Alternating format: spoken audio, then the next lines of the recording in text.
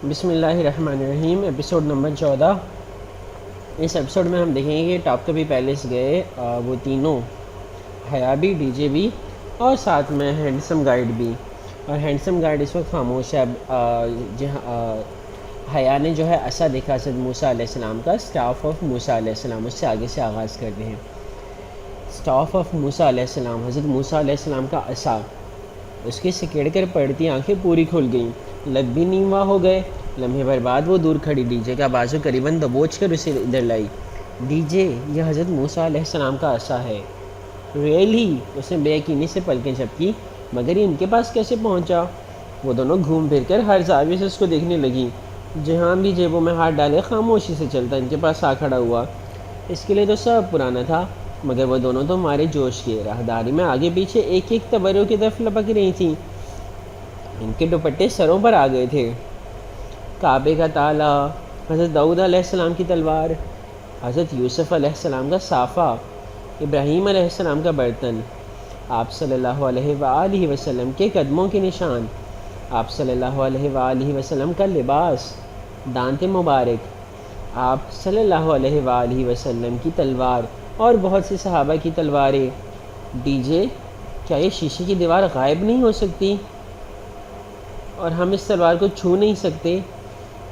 وہ دونوں نبی پاک صلی اللہ علیہ وآلہ وسلم کی تلوار کے سامنے کھڑی تھی۔ کوئی ایسا مقناطیسی اثر تھا اس تلوار میں کہ مقابل کو باندھ دیتا تھا۔ مگر ہم اس قابل کہاں ہیں حیا؟ خدیجہ نے تعصب سے سر ہلایا۔ وہ ابھی تک یوں ہی اس تلوار کو دیکھ رہی تھیں۔ اگر ہم اس کو چھو سکتے تو جانتی ہو کیا ہوتا؟ 14 صدیوں کا فاصلہ ایک لمس میں طے ہو جاتا، مگر ہمارے ایسے نصیب کہاں؟ جی ہاں، یہ سب تبرکات اصلی ہے نا؟ جہاں نے دھیرے سے شانی اچکائے۔ میں نے کبھی نہ ان پہ ریسرچ کی، نہ کوئی ریسرچ پڑھا۔ کبھی امکان ہے کہ یہ سب اصلی ہیں؟ کہنے والے کہتے تو ہیں کہ مسلمانوں کی ریلیکس بھی اتنی ہی نقلی ہیں جتنے عیسائیوں کے۔ ریلیکس یعنی تبرکات، مگر اللہ بہتر جانتا ہے یہ اصلی ہیں۔ میرا دل گواہی دے رہا ہے کہ یہ سب ہمارے انبیاء سے وابستہ رہنے والی اشیاء ہیں۔ تحریک خلافت انہی متبرکات اور مقامات مقدسہ کے تحفظ کے لیے ہی تو چلائی گئی تھی۔ ڈیجے کو کہیں سے معاشرتی علوم کا بھولا بسر سبق یاد آ گیا۔ ٹاپ کپی پیلس میں گھوم پھر کر جب وہ باہر نکلے تو جہان نے اپنا موبائل واپس مانگا۔ یہ لیں، کیا یاد کریں گے؟ اور فکر نہ کریں، ہم نے کوئی چھیڑ چھاڑ نہیں کی۔ سیکیورٹی لاک کوئی پاسورڈ ہوتا تو میں کھولنے کی کوشش ضرور کرتی، مگر آپ نے تو فنگر پرنٹ انٹری لگا رکھی ہے۔ ڈیجے کے ہاتھ سے فون لیتے ہوئے وہ مسکرایا تھا۔ ٹاپ کپی کے ساتھ ایک ریسٹورنٹ سے جہان نے ان کو بہت اچھا سا کھانا کھلایا، ترکی کا اب تک کا بہترین کھانا۔ اور کھانے کے دوران ہی خدیجہ سر درد کی شکایت کرنے لگی۔ جب تک کھانا ختم ہوا وہ بہت پشمردہ سی لگنے لگی تھی۔ اس کا سر ایک دم ہی درد سے پھٹنے لگا تھا۔ میرا خیال ہے کہ میں واپس ڈورم میں جا کر ریسٹ کروں، تم لوگ اکیلے گھومو پھرو۔ اس کی طبیعت واقعی خراب لگ رہی تھی، سو انہوں نے اسے جانے دیا۔ وہ چلی گئی تو وہ دونوں ٹاپ کپی کی پچھلی طرف آ گئے۔ وہاں ایک وسیع و عریض سفید سنگ مرمر کے چمکتے فرش والا برآمدہ تھا، جسے سفید ستونوں نے تھام رکھا تھا۔ برآمدے کے آگے فاصلے فاصلے پر چوکور چبوترے سے بنے تھے، جن کے سامنے ٹیرس کی طرح چند گز چوڑا کھلا احاطہ تھا۔ اس کے آگے اونچی سفید مندیر بنی تھی۔ وہاں کھڑے ہو کر مندیر پہ کونیاں رکھ کر دیکھو تو نیچے بہتا مرمر کا جھاگ اڑاتا سمندر دکھائی دیتا تھا۔ وہ جگہ اتنی خوبصورت تھی کہ دل چاہتا ہے انسان صدیوں وہاں بیٹھا سمندر دیکھتا رہے۔ تھک گئے ہو؟ وہ دونوں ستون کے ساتھ ٹیک لگائے چبوترے کے کنارے پہ بیٹھے تھے جب حیا نے پوچھا۔ اسے جہان ذرا تھکا تھکا لگا تھا۔ نہیں، میں ٹھیک ہوں، ذرا سا بخار ہے شاید۔ اسے خود ہی اپنا ماتھا چھوا، پھر اس بات میں سر ہلاتے ہوئے جیکٹ کی جیب سے گولیوں کی ڈبی نکالی۔ ڈھکن کھول کر ڈبی ہتھیلی پہ الٹی، 2 گولیاں علیحدہ کیں اور ڈبی بند کرتے ہوئے دونوں گولیاں منہ میں ڈالیں، پھر نکل گیا۔ میرے پاس پانی تھا۔ وہ اپنا پرس کنگانے لگی، لیکن تب تک وہ نکل چکا تھا۔ تم ٹھیک ہو؟ وہ تشویش سے اس کا چہرہ دیکھ رہی تھی۔ صبح ریسٹورنٹ سے نکلتے ہوئے اسے یوں ہی جہاں کی آواز ذرا دھیمی لگی تھی، مگر اس نے پوچھا نہیں۔ اب شاید اس کا بخار شدید ہو گیا تھا، کیونکہ چہرے کے اثرات آنے لگے تھے۔ سرخ پڑتی آنکھیں اور نڈھال سا چہرہ۔ بس میں نے دیکھ لیا سمندر، اب واپس چلتے ہیں، تمہیں گھر جا کر ریسٹ کرنا چاہیے۔ گھر جاتے جاتے گھنٹہ لگ جائے گا، میں نے ابھی دوائی لی ہے، اس کا اثر ہونے میں ذرا وقت لگے گا، ابھی یہیں بیٹھتے ہیں نا، وہ نفی میں سر ہلاتے ہوئے تکان سے کہہ رہا تھا۔ چند لمحے خاموشی سے بیت گئے۔ ان چبوتروں پہ دور دور تک ٹولیوں کی صورت میں سیاح بیٹھے نظر آ رہے تھے، بہت سے لوگ آگے منڈیر کے ساتھ کھڑے ہوئے سمندر کو دیکھ رہے تھے۔ میں تھوڑی دیر یہاں لیٹ جاؤں، تم اکیلی بور تو نہیں ہوگی؟ ابھی میں واپس نہیں جانا چاہتا، میری لینڈ لیڈی شاید آج آئے جھگڑا کرنے، میں فی الحال اس کا سامنا نہیں کرنا چاہتا۔ نہیں نہیں کوئی مسئلہ نہیں، تم لیٹ جاؤ، یہ شال لے لو۔ اس نے بیگ سے شال نکال کر اسے تھمائی، وہاں ٹھنڈی ہوا بہت تیز تھی۔ یہ شال وار ڈی جے بطور پکنک میٹ کے استعمال کرتی تھیں۔ تھینکس۔ وہ ستون کے ساتھ فرش پر لیٹ گیا، آنکھوں پہ بازو رکھے وہ گردن تک شال کمبل کی طرح ڈالے، کب سو گیا اسے پتہ ہی نہیں چلا۔ اسے یقیناً بہت سردی لگ رہی تھی۔ وہ اس سے ایک زینہ نیچے آ بیٹھی تھی، ہر چند لمحے بعد وہ گردن موڑ کر اوپر لیٹے جہان کو دیکھ لیتی تھی۔ وہ سو چکا تھا، سمندر کی لہروں کا شور وہاں تک سنائی دے رہا تھا۔ وہ اپنا ترکی والا موبائل نکال کر یوں ان باکس نیچے کرنے لگی۔ وہاں چند دن پہلے کا ایک SMS ابھی تک پڑا تھا، اسے اس کا جواب نہیں دیا تھا اور کئی دفعہ پڑھ لینے کے باوجود مٹایا نہیں تھا۔ وہ بیوگدا سے واپسی کے اگلے روز انڈیا کے ایک غیر شناسا موبائل نمبر سے آیا تھا۔ مجھے آپ کے جواب سے خوشی نہیں ہوئی، مگر میں آپ کی رائے کا احترام کرتا ہوں۔ آج کے بعد آپ سے کبھی رابطہ نہیں کروں گا، یہ میسج ہے۔ جو تکلیف میں نے آپ کو پہنچائی، اس کے بدلے میں اگر آپ مجھے معاف کر دیں تو یہ آپ کی بڑائی ہوگی۔ اور اگر کبھی آپ کو استنبول میں کوئی مسئلہ ہو، سرکاری کام ہو یا غیر سرکاری، قانونی ہو یا غیر قانونی، مجھے صرف ایک SMS کر دیجیے گا، آپ کا کام ہو جائے گا۔ ARP۔ اس پیغام کے بعد اس شخص نے واقعتاً کوئی رابطہ نہیں کیا تھا۔ وہ اب استنبول میں بہت آزادی سے، بہت مطمئن دل و دماغ کے ساتھ گھومتی تھی۔ اسے پہلے کی نسبت اب ARP سے ڈر نہیں لگتا تھا، مگر اس وقت وہ پیغام دوبارہ پڑھتے ہوئے اس کے ذہن میں ایک خیال کوندے کی طرح لپکا تھا۔ مجھے صرف ایک SMS کر دیجیے گا، آپ کا کام ہو جائے گا۔ اور اگر کبھی آپ کو استنبول میں کوئی مسئلہ ہو، سرکاری کام یا غیر سرکاری، سرکاری کام یا غیر سرکاری، قانونی یا غیر قانونی، کبھی آپ کو استنبول میں کوئی مسئلہ ہو، آپ کا کام ہو جائے گا۔ اسے پلٹ کر احتیاط سے جہاں کو دیکھا، وہ آنکھوں پہ بازو رکھے سو رہا تھا۔ وہ واپس سیدھی ہوئی اور رپلائی کا بٹن دبایا۔ اس پیغام کا جواب اسے کبھی نہ کبھی تو دینا ہی تھا۔ اس نے سوچا کہ خوب غور و فکر کر کے کچھ ایسا لکھ کر بھیجے گی کہ وہ بھڑکے بھی نہیں اور دوبارہ اس کا پیچھا بھی نہ کرے۔ اچانک اسے ایک عجیب سا خیال آیا تھا۔ جہاں کو صرف بخار نہیں تھا، وہ پریشان بھی تھا۔ اس سے وہ بیوگدا والے ٹرپ کے مقابلے میں ذرا کمزور لگا تھا۔ گردش معاش کی زمینوں میں پھنسے اس انسان کی اگر وہ ایک مدد کر سکتی تھی تو اس میں آخر حرج ہی کیا تھا؟ وہ کافی دیر سوچتی رہی، پھر اس نے جواب ٹائپ کرنا شروع کر دیا۔ آپ کی وسیع نظری کا شکریہ، مجھے واقعتاً استنبول میں کام درپیش ہے۔ اگر آپ میری مدد کریں تو میں اسے آپ کی طرف سے پہنچائے جانے والی اذیت کا مداوع سمجھوں گی۔ اس نے پیغام بھیج دیا۔ اب وہ خاموشی سے بیٹھی سمندر کی لہریں دیکھنے لگی۔ وہ بیوگدا اس کے گھر بھی تو چلی گئی تھی، اور جب دروازہ بند ہوا تھا تو اسے لگا تھا وہ ایک سنگین غلطی کر چکی ہے، مگر اس غلطی کا نتیجہ بہت اچھا اور اطمینان بخش نکلا تھا۔ اسے احساس تھا کہ اب بھی اس سے غلطی کی ہے اور اس کا نتیجہ۔ ایک دم فون کی گھنٹی بجنے لگی۔ وہ چونکی اور موبائل سامنے کیا۔ وہی انڈیا کا غیر شناسا نمبر تھا۔ وہ تو سمجھی تھی کہ ٹیکسٹ پہ بات ہو جائے بہت ہے، مگر اسے اندازہ نہیں تھا کہ وہ فون کر لے گا۔ وہ موبائل سنبھالتے ہی اٹھ کر سامنے منڈیر کے پاس چلی آئی۔ اگر وہ یہاں کھڑے ہو کر بات کرے گی تو جہاں تک آواز نہیں پہنچے گی۔ ہیلو، اس نے فون اٹھا لیا۔ زہے نصیب، آج آپ نے ہمیں کیسے یاد کر لیا؟ وہی عامیانہ سا مسکراتا لب و لہجہ، اسے اپنی حرکت پہ شدید پشیمانی ہوئی تھی۔ مجھے ایک کام تھا، وہ احتیاط سے نبے تلے لہجے میں کہنے لگی، اور بہتر ہوگا کہ ہم کوئی بیکار کی بات کرنے کے بجائے کام کی بات کریں۔ آپ کی مرضی ہے حیا جی، رابطہ بھی تو آپ نے ہی کیا ہے، ورنہ عبد الرحمن پاشا اپنے کال کا بہت پکا ہے۔ شاید وہ طنز کر گیا تھا مگر وہ پی گئی۔ میرے کزن کا ریسٹورنٹ ہے استقلال اسٹریٹ پر، برگر کنگ، اس کی شاپ کی قسطیں ادا نہیں ہوئیں۔ ریسٹورنٹ کی مالکہ آج کل میرے کزن کو تنگ کر رہی ہے، کیا وہ اسے 1-2 سال کی مہلت نہیں دے سکتی؟ کون سا کزن؟ وہ جیسے چونکا تھا۔ جہان سکندر۔ وہ ہکلائی، اسے نہیں پتہ تھا کہ وہ ٹھیک کر رہی ہے یا غلط، مگر وہ یوں ہاتھ پہ ہاتھ دھر کر بیٹھی، اسے اس پریشانی سے تھکنے بھی نہیں دیکھ سکتی تھی۔ اچھا، تو آپ چاہتی ہیں کہ میں آپ کے کزن کا یہ مسئلہ حل کر دوں، اور یہ کہ اس کی مالکہ پھر اسے تنگ نہ کرے؟ جی۔ وہ ہولے سے ہنس گیا۔ میں کچھ کرتا ہوں، آپ فکر نہ کریں۔ اس نے فون رکھ دیا اور سوچنے لگی کہ وہ ہنسا کیوں تھا۔ وہ واپس آ کر جہاں کے ساتھ بیٹھ گئی۔ چند لمحے لگے تھے اسے نارمل ہونے میں، اس نے وہی کیا جو اسے ٹھیک لگا تھا، اور اب وہ ذرا مطمئن تھی۔ کافی دیر وہ وہیں ستون کے ساتھ ٹیک لگائے بیٹھی رہی۔ اس کے عقب میں ٹاپ کپی کا عظیم محل تھا، اور سامنے مرمرہ کا سمندر۔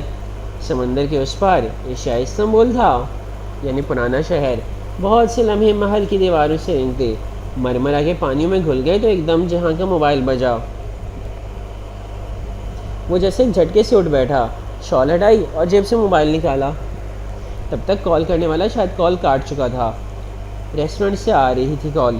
میرا خیال ہے واپس چلتے ہیں، وہ چالاک لومڑی نہ آئی ہو گئی، وہ پریشانی سے کہتا اٹھ کھڑا ہوا۔ سب ٹھیک ہو جائے گا، تم کیوں فکر کرتے ہو؟ وہ بڑے اطمینان سے کہتے ہوئے اس کے ساتھ کھڑی ہوئی۔ جہان نے اس کی بات پہ تھکے تھکے سے انداز میں نفی میں سر ہلا دیا تھا۔ کافی دیر بعد جب وہ دونوں ساتھ چلتے چلتے ہوئے استقلال اسٹریٹ میں داخل ہوئے تو حیا نے کہا، آج میں تمہارا برگر کھا کر جاؤں گی، کیونکہ ڈی جے اور تم نے اپنی اپنی بیماری میں مجھے بالکل اگنور کر دیا ہے۔ کھا لینا۔ وہ دھیرے سے مسکرایا، مگر اگلے ہی پل ٹھٹک کر رکا۔ مسکراہٹ چہرے سے غائب ہو گئی۔ حیا نے اس کی نگاہوں کے تعاقب میں دیکھا۔ سامنے ایک برگر کنگ تھا، اس کے شیشے کی دیوار میں بڑا سا سوراخ تھا، اور سوراخ کے گرد مکڑے کے جالے کی مانند دراڑیں پڑی تھیں۔ وہ ایک دم تیزی سے دوڑتا ہوا ریسٹورنٹ کی طرف لپکا، جبکہ وہ وہیں ششدر سی رہ گئی۔ اس کی سماعتوں میں کہکا گونجا۔ دوسرے ہی پل وہ بھاگ کے ریسٹورنٹ میں داخل ہوئی۔ اندر کا منظر دیکھ کر اس کا دماغ سائیں سائیں کرنے لگا۔ کھڑکیوں کے ٹوٹے شیشے، الٹا بکھرا ٹوٹا فرنیچر، اوندھی میزیں، ٹکڑے ٹکڑے ہوئے برتن، ہر جگہ توڑ پھوڑ کے آثار تھے۔ عملے کے ایک شخص کے ساتھ 2 پولیس والے کھڑے تھے۔ ایک آفیسر ہاتھ میں پکڑے کلپ بورڈ پہ لگے کاغذ پہ کچھ لکھ رہا تھا۔ جہان تحیر سے وہ سب کچھ دیکھتا ان پولیس آفیسر کی طرف آیا۔ وہ اس سے کچھ پوچھ رہے تھے اور وہ صدمے اور شوق سے گنگ نفی میں سر ہلاتا کچھ کہہ نہیں پا رہا تھا۔ یہ سب کیا ہے؟ اس نے قریب سے گزرتے شیف کو روک کر پوچھا۔ جواباً اس نے تعصب سے سر ہلایا۔ وہ گینگسٹرز تھے، ان کے پاس اسلحہ تھا۔ وہ اندر آئے اور پورا ریسٹورنٹ الٹ دیا۔ عملے کو زد و کوب بھی کیا۔ پولیس بھی بہت دیر سے پہنچی۔ وہ کہہ کر آگے بڑھ گیا اور اس کا دل چاہ رہا تھا وہ پھوٹ پھوٹ کر رونا شروع کر دے۔ یہ اس نے کیا کر دیا؟ کس شخص پہ بھروسہ کر لیا؟ او خدایا! پولیس آفیسر کی کسی بات کے جواب میں کچھ کہتے جہاں کی نگاہ اس پہ پڑی، جو وہ مشکل آنسو رو کے کھڑی تھی۔ اس نے اسے ہاتھ سے جانے کا اشارہ کیا، وہ وہیں کھڑی رہی۔ وہ اس کی طرف آیا۔ تم جاؤ، ٹاکسم سے بس پکڑ لینا، ابھی جاؤ، میں تم سے بعد میں بات کروں گا۔ وہ تھکا تھکا سا کہہ رہا تھا۔ اس کا چہرہ پہلے سے زیادہ پشمردہ اور تھکن زدہ لگ رہا تھا۔ وہ سر ہلا کر آنسو پیتی پلٹ گئی۔ یہ تم نے کیا کر دیا حیا؟ جو اس کے پاس تھا اسے بھی ضائع کرا دیا۔ آئی ہیٹ یو حیا، آئی ہیٹ یو۔ خود کو ملامت کرتی وہ خاموش آنسوں سے روتی واپس ٹاکسم جا رہی تھی۔ ایک لمحے کو اس کا دل چاہا تھا کہ وہ فون کر کے اس شخص کو بے نکت سنائے، مگر شاید وہ یہی چاہتا تھا، رابطہ رکھنے کا کوئی بہانہ۔ اس نے آنسو رگڑتے ہوئے سر جھٹکا۔ نہیں، اب وہ اسے کبھی فون نہیں کرے گی۔ وہ گہری نیند میں تھی۔ سیاہ گھپ اندھیرے میں جب دور ایک چیختی ہوئی آواز نے سماعت کو چیرا۔ اندھیرے میں دراڑ پڑی، دور سے آتی آواز قریب ہوتی گئی۔ اس نے پلکیں جدا کرنی چاہی تو جیسے ان پہ بہت بوجھ تھا۔ وہ مشکل آنکھیں کھولی تو چند لمحے سے حواس بحال کرنے میں لگے۔ اس نے ارد گرد دیکھا۔ دورے میں پرسکون سی نیم تاریکی چھائی تھی. کونے میں مدھم سا نائٹ بلب جل رہا تھا. آدھی رات ڈی جے، ٹالی اور چیری اپنے اپنے بستروں میں کمبل ڈالے سو رہی تھیں. دیوار پہ آویزاں بڑے کلاک کی چمکتی سوئیاں رات کے 1 بجنے کا پتہ دے رہی تھیں. وہ چنگاڑتی آواز ابھی تک آ رہی تھی. اسے نیند سے بوجھل ہوتا سیر دائیں جانب گھمایا، کونے کے بل ذرا اوپر ہوئی اور تکیے تلے ہاتھ ڈال کر موبائل نکالا. اس کا ترکی والا موبائل بج کر اسی پل خاموش ہوا تھا. 2 مسڈ کالز. اس نے تفصیل کھولی تو چمکتی اسکرین سے آنکھیں پل بھر کو چندیائیں. حیا نے پلکیں سکیڑے ہاتھ سے بال پیچھے ہٹاتے ہوئے اسکرین کو دیکھا. تایا فرقان موبائل، ساتھ میں بریکٹ میں 2 کا ہندسہ تھا. حیا نے اسکرین کے کونے پہ لکھے ٹائم کو دیکھا. رات کا 1 بج رہا تھا. یہاں 1 بجا تھا تو پاکستان میں 3 بجے ہوں گے. آدھی رات کو آنے والا فون اور مہمان کبھی اچھی خبر نہیں لاتے، اور نہ ریسیو کر سکنے والی کال اس بچی کی مانند ہوتی ہے جو کوئی گھوم کر نکالنا بھول گیا ہو. اس کی ساری نیند اور سستی پل بھر میں جاگ گئی. تایا اس وقت کیوں کال کر رہے تھے؟ وہ ٹھیک تو تھے؟ اماں، ابا، روہیل سب ٹھیک تو تھے؟ پتہ نہیں کیا مسئلہ تھا. وہ تڑپ کر واپس کال ملانے لگی. پھر اسے یاد آیا کہ اس میں بیلنس نہیں تھا. اس نے بے بسی سے اپنے پاکستانی موبائل کو دیکھا جو تکیے کے اس طرف رکھا تھا. اس میں بھی بیلنس ختم تھا، بلکہ اس فون میں تو ترکی آنے کے بعد بیلنس ہی نہیں ڈلوایا تھا. اسے کمبل پھینکا اور سیڑھیاں پھلانگ کر نیچے اتری. وہ اپنے نائٹ سوٹ میں ملبوس سے گلابی چیک والا ٹراؤزر اور کھلا لمبا کرتا. ڈی جے موبائل دو اپنا. اس نے ڈی جے کی بینک پر چڑھ کر اس کو جھنجھوڑا. وہ بمشکل ہلی. نیند مت خراب کرو میری، سیدھی جہنم میں جاؤ گی تم. بند آنکھوں سے بڑبڑاتے ہوئے اس نے کروٹ بدل لی. اس کا موبائل وہی تکیے کے ساتھ رکھا تھا. حیا نے موبائل جھپٹا اور نیچے اتری. ٹالی کے بینک کی کرسی کھینچ کر بیٹھی اور اپنے موبائل سے تایا کا نمبر دیکھ کر ڈی جے کے فون پہ ملانے لگی. فون نمبر حیا سلیمان کو کبھی زبانی یاد نہیں رہے تھے. نمبر ملا کے اس نے فون کان سے لگایا. لمحے بھر کی خاموشی کے بعد وہ مشینی نسوانی آواز ترک میں کچھ بکنے لگی، جس کا مطلب یہ تھا کہ ڈی جے جلیل کا بیلنس بھی ختم ہے. اس نے جھنجھلا کر فون کان سے ہٹایا. یورپی یونین کا سارا اسکالرشپ استقلال اسٹریٹ اور جواہر میں شاپنگ پہ اڑا دینے والیوں کے ساتھ یہی ہونا چاہیے تھا. اسی پل فون پھر سے بجا. تایا فرقان کالنگ. اس نے جھٹ سے کال اٹھائی. ہیلو حیا، تمہارے پاس اس نمبر کے علاوہ کون سا دوسرا نمبر ہے؟ وہ تایا فرقان ہی تھے اور اتنے غصے میں بولے تھے کہ وہ کانپ گئی.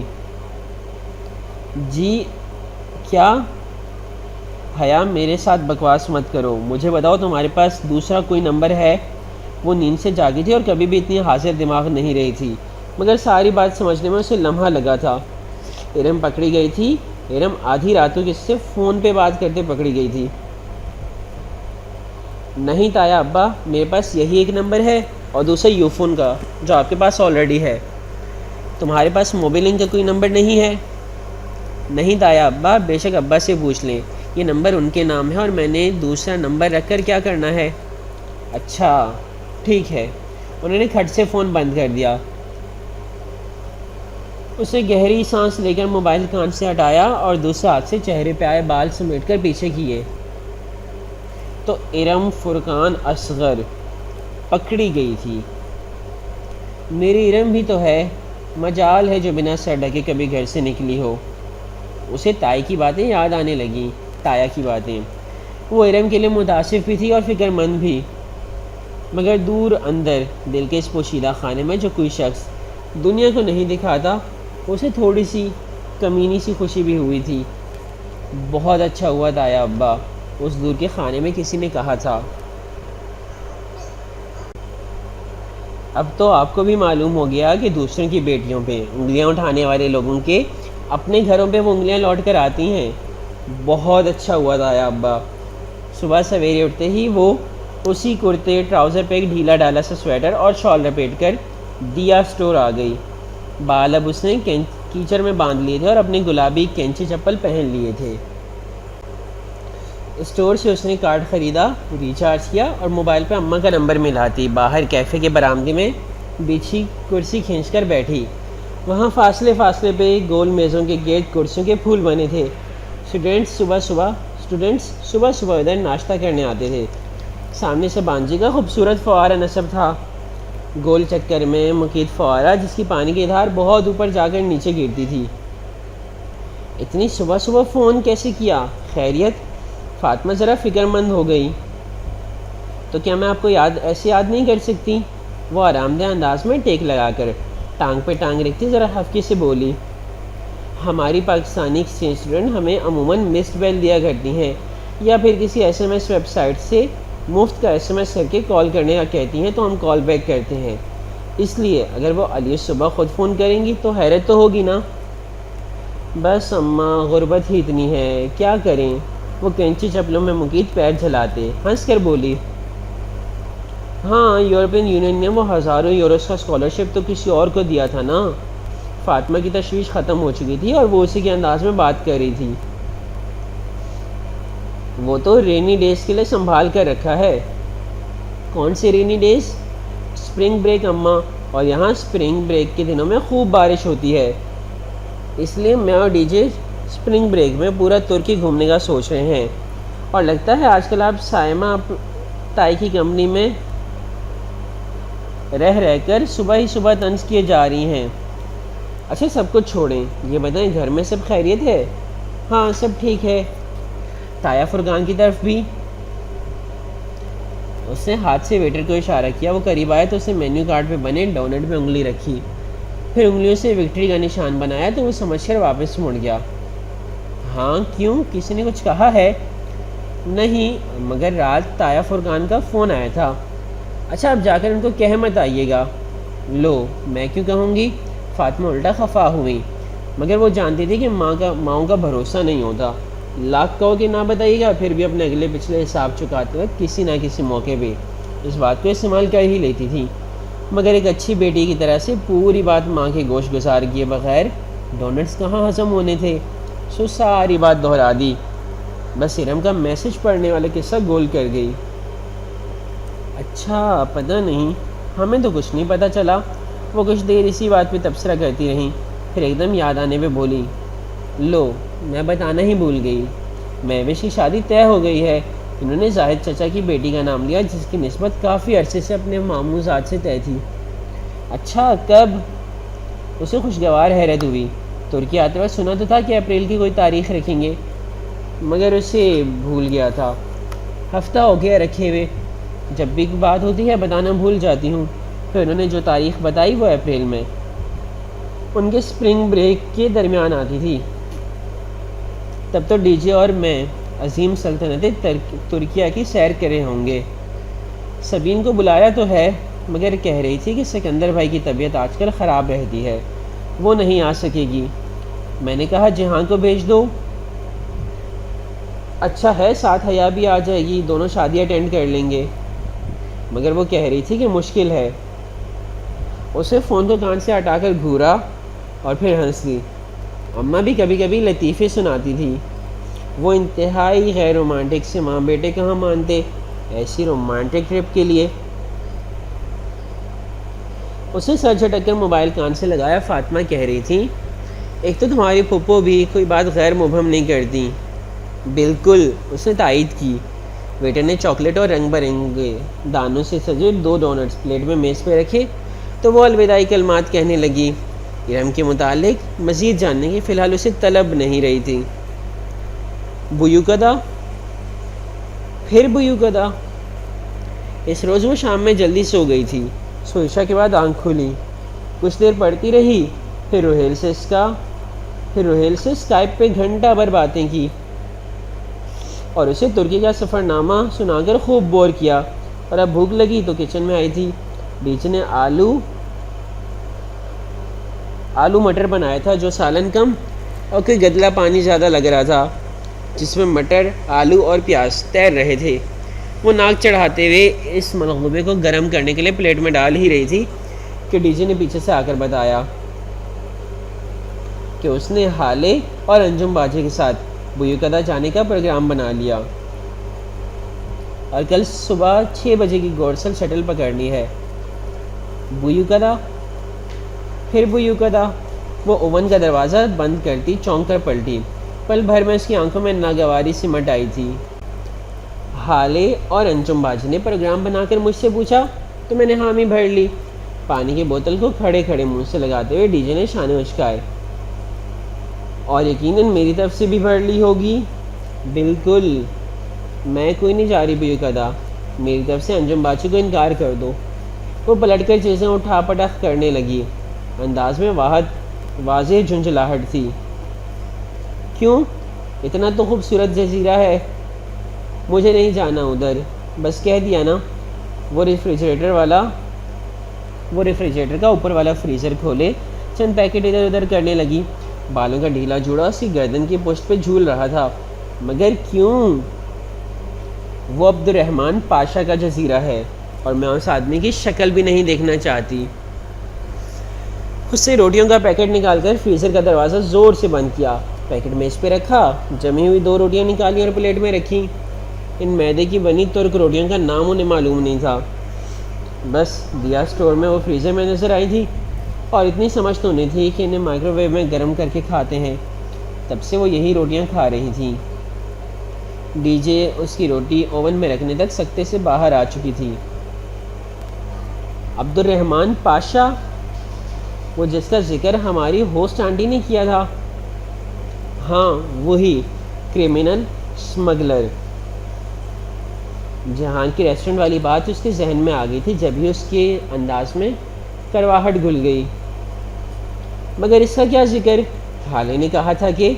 حالے کو چھوڑو، میں سب بتاتی ہوں، پہلے کیچپ لاؤ، پھر انجم باجی کو کال کر کے پروگرام کینسل کرو۔ کھانا کھا کر وہ دونوں باہر آ گئیں۔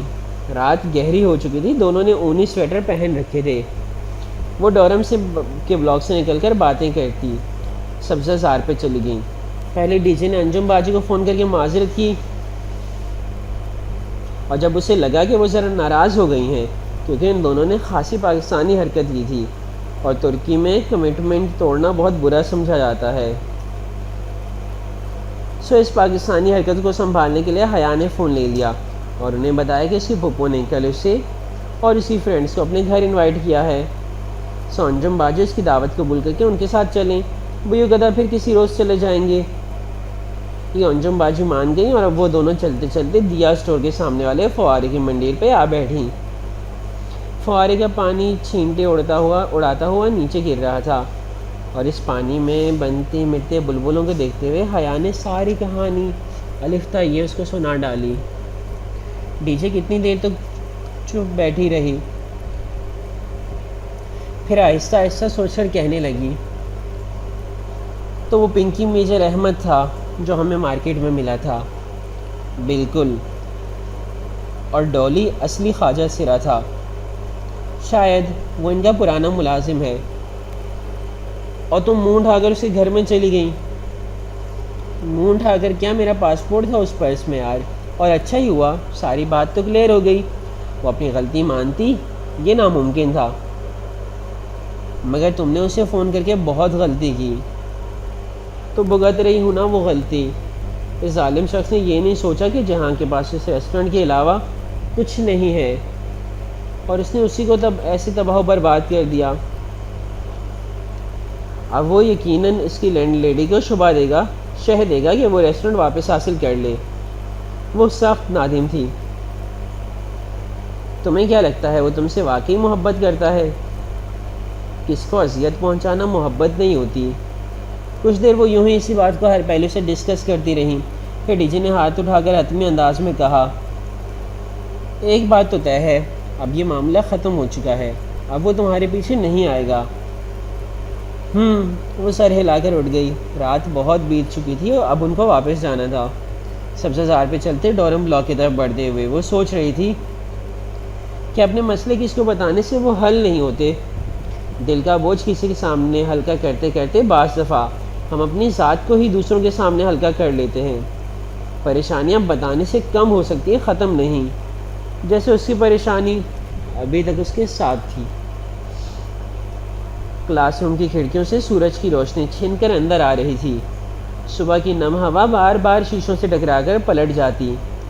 جیو انفارمیشن سسٹم کے پروفیسر اپنے مخصوص انداز میں لیکچر لے رہے تھے۔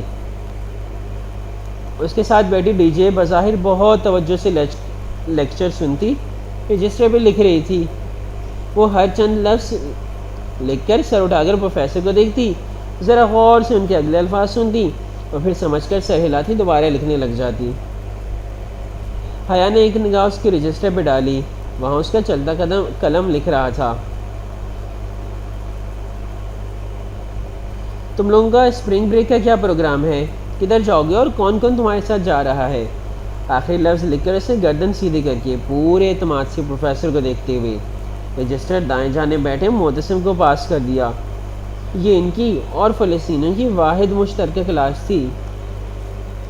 معتصم نے ایک نگاہ کھولے رجسٹر پہ ڈالی اور پھر سر جھکا کر کچھ لکھنے لگا۔ جب رجسٹر واپس ملا تو اس پہ انگریزی میں لکھا تھا، ہم ٹرکی کے ٹور پہ جا رہے ہیں، 7 دن میں 7 شہر، ہم 5 اور ٹالی۔ اور تم لوگوں کا کیا پروگرام ہے؟ پھر یہ ٹالی۔ ڈی جے کفت سے جواب لکھنے لگی، ہم بھی 7 دنوں میں 7 شہر گھومنے کا سوچ رہے ہیں۔ اس نے رجسٹر آگے پاس کر دیا اور پھر ذرا ٹیک لگا کر بیٹھ گئی۔ معتصم اب صفحے پہ چند الفاظ گھسیٹ رہا تھا، تو ہمارے ساتھ چلو نا، تم لوگوں کو کب نکلنا ہے؟ پہلی چھٹی والے دن۔ معتصم نے اپنا پروگرام بتایا، ہم نے دوسری چھٹی پہ نکلنا ہے، سو تمہارے ساتھ مشکل ہوگا، چلو پھر چھٹیوں کے بعد ملیں گے۔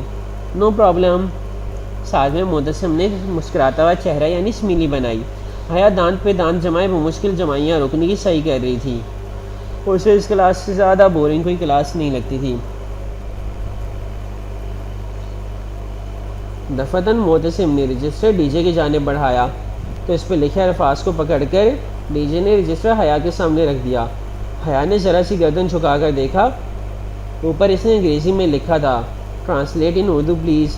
اس کے نیچے عربی عبارت لکھی تھی، کیف حالک۔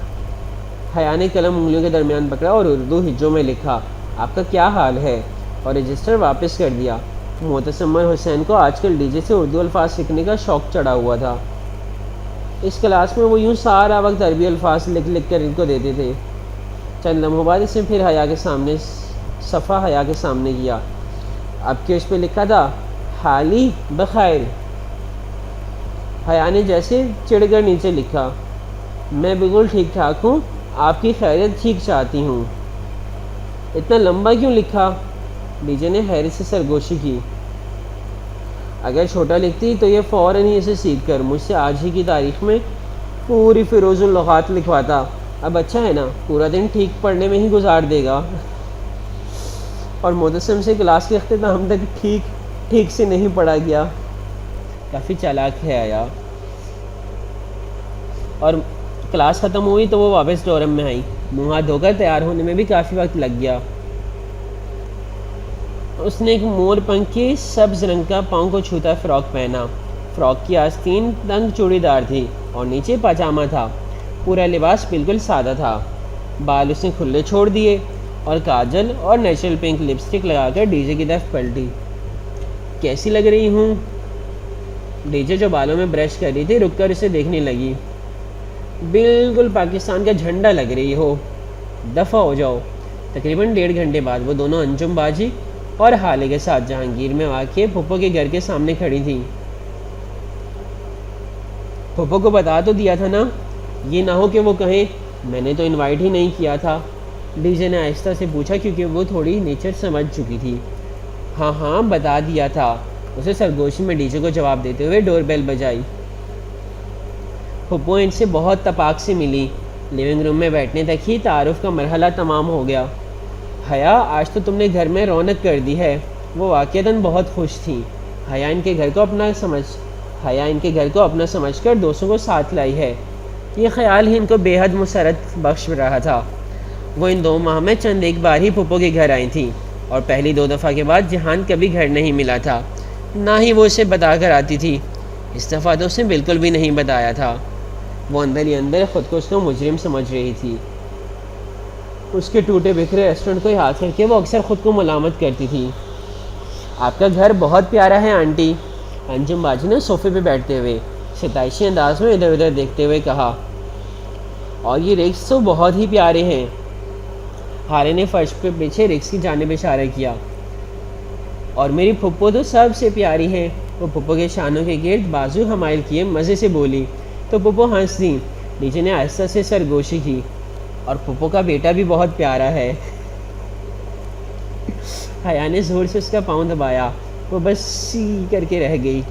چلو تم لوگ ادھر بیٹھو، میں بس ابھی آئی، اچھے میزبانوں کی طرح پھپھو مسکرا کر کہتے ہوئے راہداری کی طرف مڑ گئی، جس کے دوسرے سرے پہ کچن تھا۔ کچن کا دروازہ کھلا تھا، سو صوفوں میں بیٹھے ہوئے انہیں کچن کا آدھا حصہ نظر آتا تھا۔ پھپھو وہ ان کے پیچھے ہی چلی آئیں۔ ارے تم کیوں آ گئی؟ تم کو کمپنی دو نا۔ وہ فریزر سے کچھ جمے ہوئے پیکٹ نکال رہی تھی۔ وہ ایک دوسرے کو کافی ہیں، آپ سنائیں؟ انکل اوپر ہیں، میں نے سوچا ان سے مل لوں، جب بھی آتی ہوں عموماً ان کے سونے کا وقت ہوتا ہے، ملاقات ہی نہیں ہو پاتی۔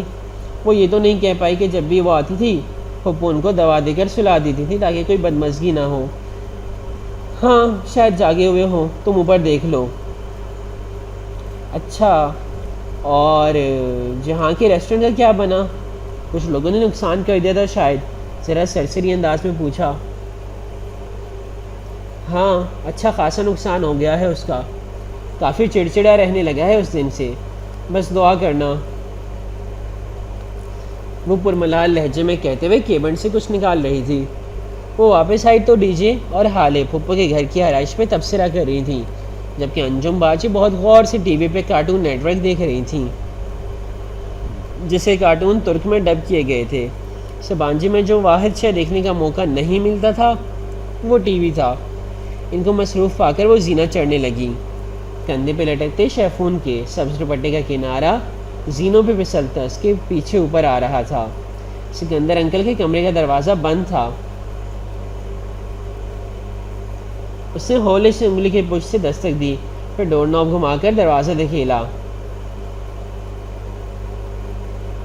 کمرے میں نیم تاریکی سی چھائی ہوئی تھی، باہر دھوپ تھی مگر بھاری پردوں نے اس کا راستہ روک رکھا تھا۔ سکندر انکل بستر پہ لیٹے تھے، گردن تک کمبل ڈالا تھا اور آنکھیں بند تھیں۔ انکل، اس نے ہولے سے پکارا۔ وہ ہنوز بے حس و حرکت پڑے رہے۔ وہ چند لمحے تعصب سے ان کا پژمردہ بیمار وجود دیکھتی رہی، پھر ہولے سے دروازہ بند کر کے باہر آ گئی۔ وہ سیڑھیوں کے وسط میں تھی جب بیرونی دروازہ کھلنے کی آواز آئی۔ وہ وہیں ریلنگ پہ ہاتھ رکھے رک کر دیکھنے لگی۔ صوفوں پہ آرام سے بیٹھی لڑکیاں بھی تیر کی طرح سیدھی ہوئی تھیں۔ دروازہ کھول کر جہاں اندر داخل ہو رہا تھا، ایک ہاتھ میں بریف کیس، دوسرے بازو پہ کوٹ ڈالے، ٹائی کے نوٹ ڈھیلے کیے، ہلکے گرے شرٹ کی آستین کونے تک موڑے، وہ بہت تھکا تھکا سا لگ رہا تھا، پہلے سے کمزور اور مرجھائی ہوئی رنگت۔ دروازہ بند کر کے وہ پلٹا تو ایک دم ٹھٹک کر رکا۔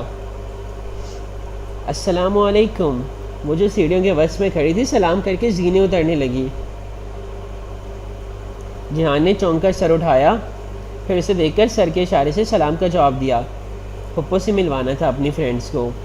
نائس ٹو میٹ یو، بغیر کسی مسکراہٹ کے اس نے کھڑے کھڑے مروتاً کہا، اور جواب کا انتظار کیے بغیر انہی سنجیدہ تاثرات کے ساتھ کچن کی طرف بڑھ گیا۔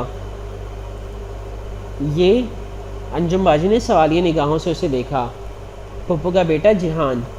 وہ قدرے خفت سے تعارف کرواتے ہوئے آخری زینوں اتر کر صوفے پہ آ بیٹھی۔ وہاں سے کچن کا آدھا منظر دکھائی دیتا تھا۔